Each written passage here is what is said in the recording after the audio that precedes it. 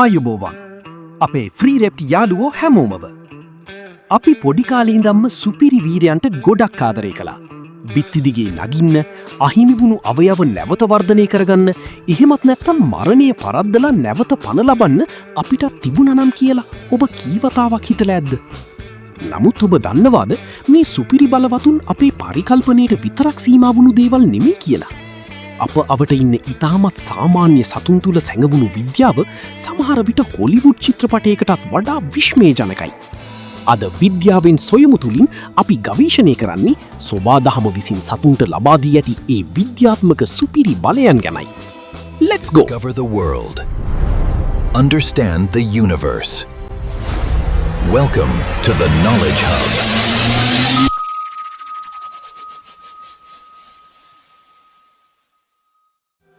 Spider-Man වගේ බිත්ති දිගේ ඇවිදින එක හූනෙකුට නම් ඉතාමත් සාමාන්‍ය දෙයක්. හූනාගේ පාදවල කිසිම මැලියම් වර්ගයක් හෝ සක්ෂන් කප්ස් නැහැ. එහෙනම් හූනා වීදුරුවක වුණත් ලිස්සන්නේ නැතුව ඉන්නේ කොහොමද?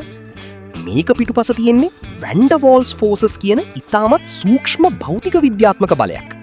හූනාගේ එක පාදයක සේටී නමින් හඳුන්වන ඉතාමත් කුඩා කෙඳි මිලියන ගණනක් තියෙනවා. මේ එක කෙඳිත්තක් මිනිස් කෙස් ගසකට වඩා 100,000 වාරයක් සියුම්. මේ කෙඳි බිත්තියේ මතුපිට ස්පර්ශවන විට පරමාණුක මට්ටමින් ආකර්ෂණ බලයක් ඇති වෙනවා. සරලවම කිව්වොත් හූනා බිත්තියේ ඇලෙන්නේ නැහැ. ඔහු බිත්තිය සමග අණුක මට්ටමින් එකතු වෙනවා. මේ තාක්ෂණීය භාවිතා කරලා අනාගතයේදී රුබෝවරුන් සහ අභ්‍යවකාශ ඇඳුම් නිර්මාණය කරන්න විද්‍යාඥයන් දැනටමත් පරීක්ෂණ කරමින් ඉන්නවා. ඔබේ අතක් හෝ කකුලක් අහිමි වුණොත් ඒ නැවත වර්ධනය කරගන්න අපිට පුළුවන්ද? මිනිසුන් වන අපිට නම් ඒ සිහිනයක් විතරයි. නමුත් මෙක්සිකෝවේ දක්නට ලැබෙන ඇක්සලොටල් කියන මේ අමුතු ජීවියාට ඒක ඉතාමත් සරල දෙයක්.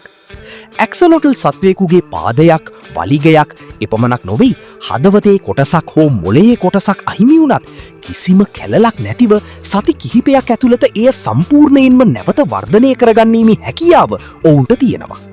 මෙයට විද්‍යාවේදී කියන්නේ රීජෙනරේෂන් කියලා. ඔවුන්ගේ සිරුරේ තියෙන සෛලවලට පුළුවන් ඕනෑම අවස්ථාවක ස්ටෙම් සෙල්ස් බවට පත්වෙලා අවශ්‍ය ඕනෑම පටකයක් නිර්මාණය කරන්න. පිළිකා රෝගයට සහ අහිමි වූ අවයව නැවත ලබා ගැනීමට අවශ්‍ය කරන වෛද්‍ය විද්‍යාත්මක රහස මේ කුඩා සත්වයා තුළ සැඟවී තිබෙන බව විද්‍යාඥයන් විශ්වාස කරනවා. යම් ජීවියෙකුගේ හෘද ස්පන්දනය සහ හුස්ම ගැනීම නතර වුණොත් අපි කියන්නේ ඒ ජීවියා මියගිය බවයි. නමුත් ඇලස්කාවේ ජීවත් වන වුඩ් ෆ්‍රොක් කියන ගෙම්බා ශීතකාලයේදී අයිස් කුට්ටියක් වගේ ගල් ගැසෙනවා. ඔහුගේ හදවත නතර වෙනවා, රුධිරය ගමන් කරන්නේ නැහැ. විද්‍යාත්මකව බැලුවොත් ඒ ගෙම්බා මිය ගිහින්. නමුත් රහස තියෙන්නේ ඔවුන්ගේ රුධිරයේ. ඔවුන්ගේ අක්මාව මගින් රුධිරයට අධික ලෙස ග්ලූකෝස් මුදා හරිනවා. මෙය ස්වාභාවික ඇන්ටිෆ්‍රීස් එකක් ලෙස ක්‍රියා කරමින් සෛල ඇතුළත අයිස් පටික සෑදීම වළක්වනවා.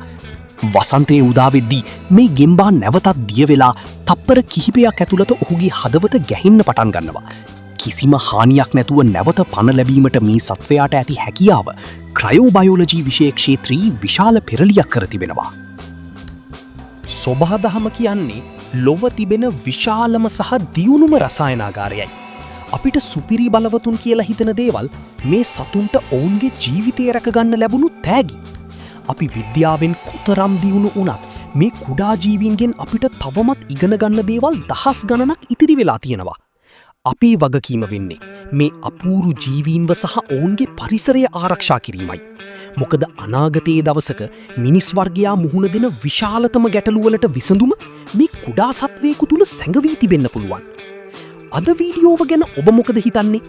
ඔබටත් මෙවැනි සතුන් ගැන තොරතුරු දැනගන්න අවශ්‍ය නම් කමෙන්ට් එකක් දාන්න. විද්‍යාවෙන් සොයමු. මීළඟ වීඩියෝවෙන් නැවත හමුවෙමු. ඔබට සුබ දවසක්.